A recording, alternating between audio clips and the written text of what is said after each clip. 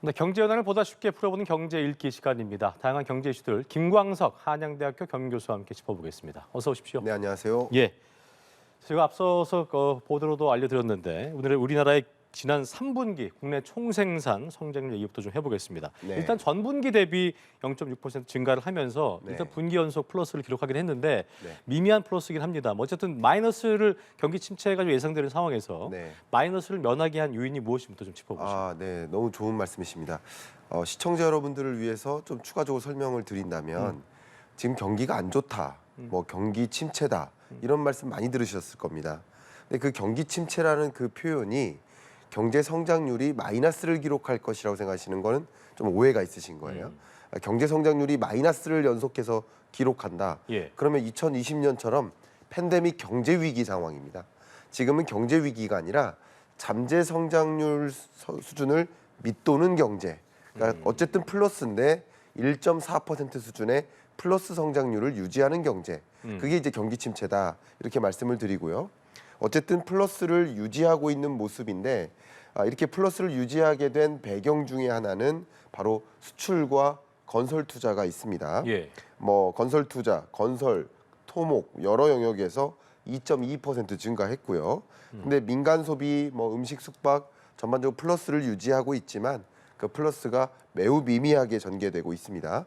그리고 또 한 가지 의견을 드린다면 지금 0.6%이 3분기 성장률은 지난 23년 2분기와 비교한 겁니다. 근데 1, 2분기는 경제가 지독하게 안 좋았거든요. 그랬죠. 근데 2분기 GDP 대비 0.6% 증가한 것이기 때문에 예. 그럼 3분기 경제는 나름 2분기보다 커졌는데 그럼 4분기 성장률이 2분기 혹은 3분기 수준의 성장률을 유지할 수 있을까? 그건 좀 어려워지는 거죠. 그래요. 항상 비교 연도와 함께 생각을 해볼 필요가 있겠습니다. 그렇다면은 올해 1.4% 성장을 달성하기 위해선 4분기 성장률이 일단 어느 정도 나와줘야 될까요? 네, 계산을 그대로 해보면요. 지난 1, 2, 3분기 성장률 실적치가 앞에 그래프에 제시됐었지 않습니까? 그렇죠. 이것을 계산을 해보면 1.4%의 연간 경제 성장률을 유지하려면 4분기는 적어도 0.7% 그렇군요. 성장을 해야 합니다. 근데 앞서 말씀드린 것처럼 3분기 성장률은 2분기 대비해서 0.6% 성장한 것이니까 가능한 것일 수 있겠지만 3분기 이 경제 규모 대비 4분기 경제가 뚜렷하게 0.7% 정도 증가할 수 있을까라는 우려나 걱정은 좀 드는 대목이고요. 더군다나 지금 남아있는 그 4분기 한 개 분기를 한번 생각해 보면 굉장히 많은 불확실성 덩어리들이 있죠. 미국도 이제 본격적인 경기 침체 시작되는 게 아닌가 하는 걱정도 있고요. 또 지금 중동 전쟁의 문제가 어떻게 경기를 또 하방 압력을 줄 것인지 예. 이런 불확실성들이 있기 때문에 24년 4분기 0.7%를 좀 가능하다라고 말씀드리긴 좀 어렵다, 도전적이다 그렇게 그렇군요. 표현하겠습니다. 일단 뭐 그 중동 전쟁도 그렇고 지정학적 뭐 리스크들, 대외 변수들이 많기 때문에 우리가 어떨 거다라고 예상하기가 좀 쉽지 않은 상황인데 네. 오늘 11월 31일에 이제 30일에 하는 한국은행 금통위가 경제 성장률 전망치 발표하잖아요. 이 네. 하향에 나설 가능성이 있을까? 이 네. 부분은 전문가들 어떻게 좀 예상하고 계십니까? 네, 하향 조정이 좀 가능하다라고 보고 있습니다. 그렇습니까? 그러니까 1.4% 성장률을 유지하는 것이 앞에 말씀드린 것처럼 매우 도전적인 것이다.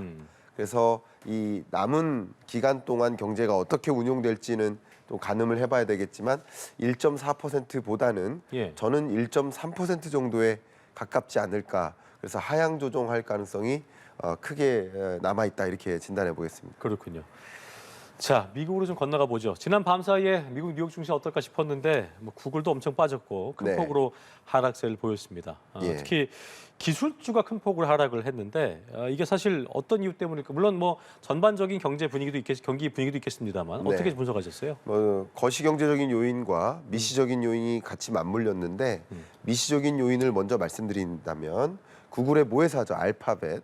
이 알파벳의 주가가 9% 급락한 건 정말 이례적인 겁니다. 정말 역대급으로 주가가 떨어진 것입니다. 근데 주가가 떨어지게 된 그 배경은 바로 실적 발표에 있다 이렇게 강조해 드리고요. 예. 물론 실적 발표를 보면 매출이나 영업이익 면에서 크게 떨어진 건 아닙니다. 근데 이 구글 알파벳이 굉장히 중요하게 생각하고 있는 그 비즈니스 영역이 바로 클라우드 부문인데요.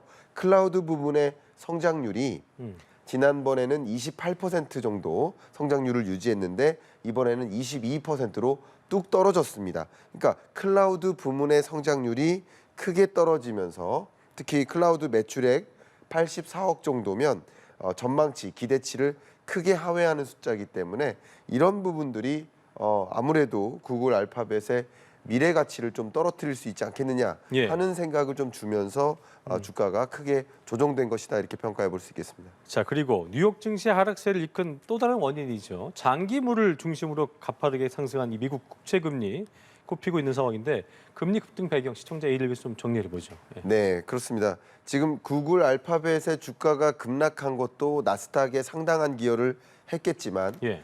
구글 알파벳을 제외한 나머지 영역들도 그렇게 주가가 좋지 못한 것이었습니다. 예. 그것은 바로 거시적인 경제의 요인을 우리는 짚어볼 수 있겠는데요. 그 거시경제적인 요소는 바로 국채금리 상승이라고 볼 수 있겠습니다. 예. 이 국채금리가 상승하게 되는 그 배경은 미국의 고금리 장기화를 좀 들 수 있겠고요. 또 한 가지는 국채금리가 상승한다는 것은 그만큼 미국 경제가 아직까지는 탄탄하다라는 것을 보여주는 대목이거든요. 예. 그 미국 경제가 탄탄하다는 또 한 가지 근거가 이렇게 높은 고금리임에도 불구하고 모기지 금리가 7.9%에 육박할 만큼 굉장히 높은 금리임에도 불구하고 미국의 신규 주택 판매가 매우 강하게 일어나고 있습니다. 예. 12.3%나 신규 주택 판매가 증가하고 있습니다.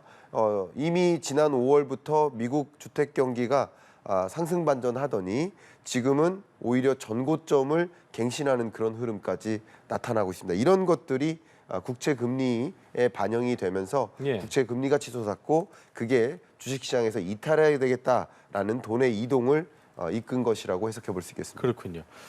자, 5%에 육박했던 미국 국채 금리에 대한 경고도 계속 이어지고 있는 상황인데 일단 높은 국채 수익률이 주요 산업에 큰 변화를 불러올 수 있다는 건데 이게 어떤 연쇄 효과를 우려하게 되는 겁니까? 네, 첫 번째는 미국 경제 내의 영향을 좀 짚어보면 좋습니다. 미국 경제 내에 미치는 그 영향을 좀 이름하여 구축 효과 이렇게 설명할 수 있어요. 예. 구축 효과의 개념은 뭐냐면 미국 국채 가격이 현저히 떨어지다 보니까 정작 민간 기업들이 소위 채권을 발행해서 사업을 영위하기가 어려운 상황인 거죠. 그러니까 미국 국채 발행이 증가하거나 뭐 혹은 국채 발행 가능성이 더 높아지거나 미국이 부채에 의존해서 나라 살림살이를 잘 탄탄하게 유지해 보려고 하는 움직임일지 모르겠지만 그게 국채 금리를 크게 치솟게 만들고 결과적으로 국채 가격을 떨어뜨리는 요인인 거고요. 그것은 또 한 가지 이 민간 기업들의 자금난을 또 만들 수 있다. 이런 구축 효과가 발생되기 때문에 미국 경제의 경기 침체를 유도하는 그런 상황이라고 볼 수 있겠습니다. 예. 두 번째는요. 글로벌 시중금리에 영향을 미치는 겁니다. 미국 국채금리, 특히 10년물 국채금리는 글로벌 자본시장에 막대한 비중을 영향을 미치는 그런 시중금리 성격이 있기 때문에 그러면 미국의 금리가 올라간다 그러면 글로벌리 다른 나라들의 시중금리도 올려놓기 때문에 이것이 또 한 번 시장 경제에 굉장히 실물 경제에 많은 부담을 주는 경기 침체를 더 몰고 오는 영향을 줄 수 있다 이렇게 볼 수 있겠습니다. 예. 국제 유가도 좀 뛰고 있는데요. 네타냐후 이스라엘 총리가 팔레스타인 가자 지구에 대한 지상군 투입 이거 뭐 오늘 내일 하고 있다 지금 계속 보도가 나오고 있는 상황인데 어쨌든 그런 영향이 좀 컸던 것 같기도 하고요. 이 국제 유가가 배럴당 지금 250달러까지 오를 수 있다는 전망까지 나오고 있으면서 현실화 가능성이 얼마큼 있을까에 대한 궁금증 나오고 있는 상황입니다. 어떻게 좀 전망하십니까? 저는 개인적으로 250달러까지 생각하지는 않고 있습니다만 그럴 가능성이 없다라고 배제할 수는 없다라고 저는 또 생각을 합니다. 무슨 뜻이냐면 이 중동 전쟁이 어떤 방식으로 전개될지는 그 누구도 알 수 없습니다. 근데 지금처럼 국지전의 양상으로만 종결된다면 휴전된다면 그러면 국제 유가 상승에 큰 폭의 기여는 하지 않겠지만 중동 이 전쟁에 이란의 참여라든가 예. 또 서방 국가들의 참전 또 무기 지원 전비 지원 이런 방식으로 확장되는 국면 그러니까 전쟁이 확장되는 양상이 전개된다라고 한다면 국제 유가는 더 크게 치솟을 수 있겠다. 높게는 저는 150달러 배럴당 예. 그 정도로 전 추산을 하고 있는데요. 뭐 150 만에 달러. 하나, 예. 만에 하나 굉장히 사태가 안 좋게만 전개된다.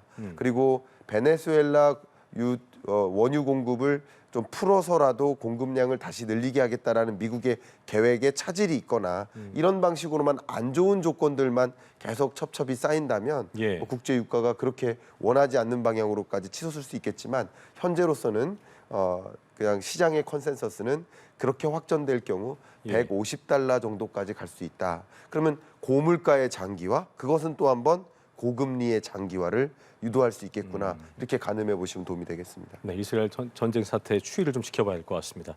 경제 읽기 김광석 박사와 함께했습니다. 오늘 말씀 고맙습니다. 감사합니다.